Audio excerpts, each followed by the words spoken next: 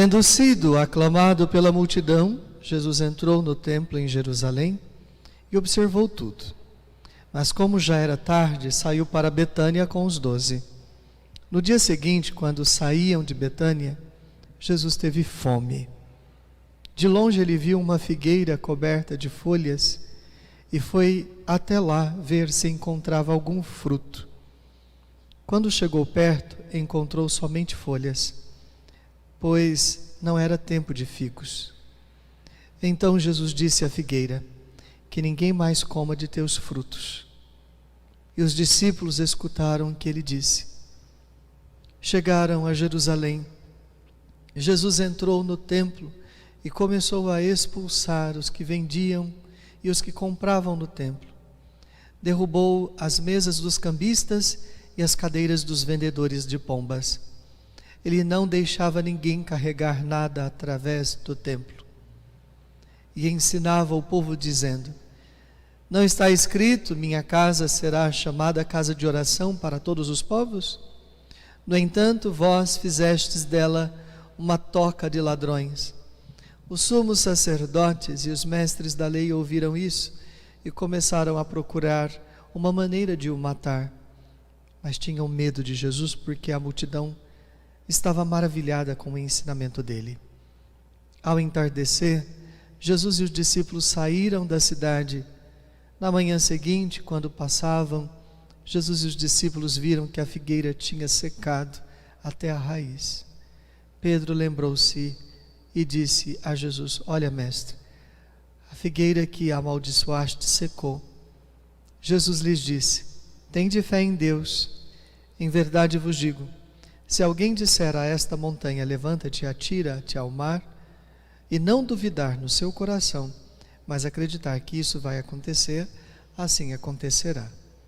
Por isso vos digo, tudo o que pedirdes na oração, acreditai que já o recebestes, e assim será.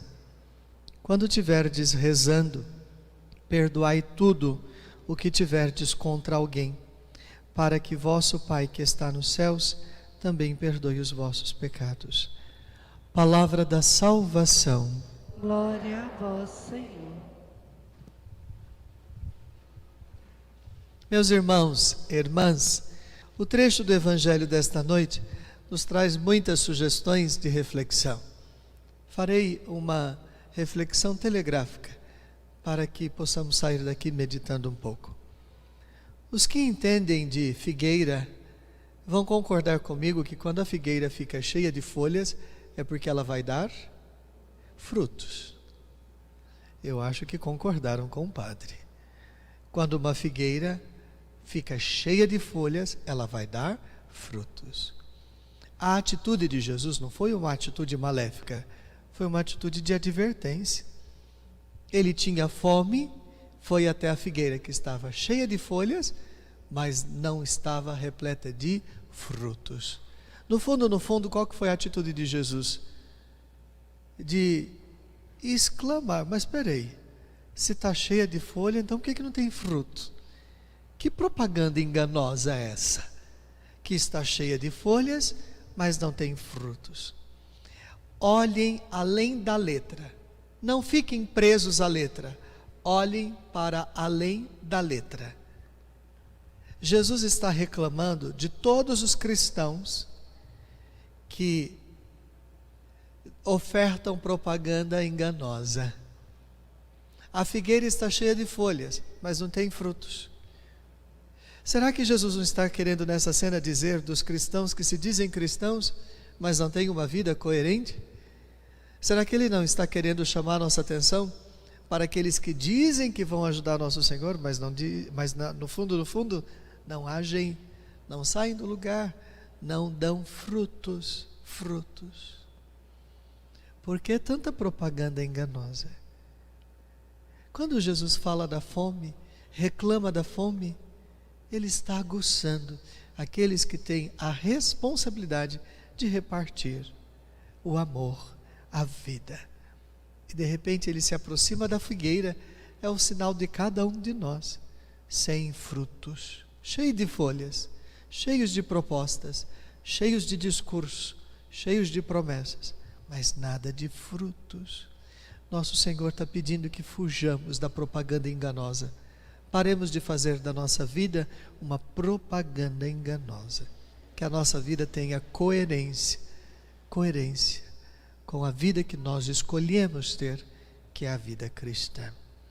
Depois Jesus no templo expulsa os vendilhões para dizer que aquele lugar é casa de oração e não de outra coisa.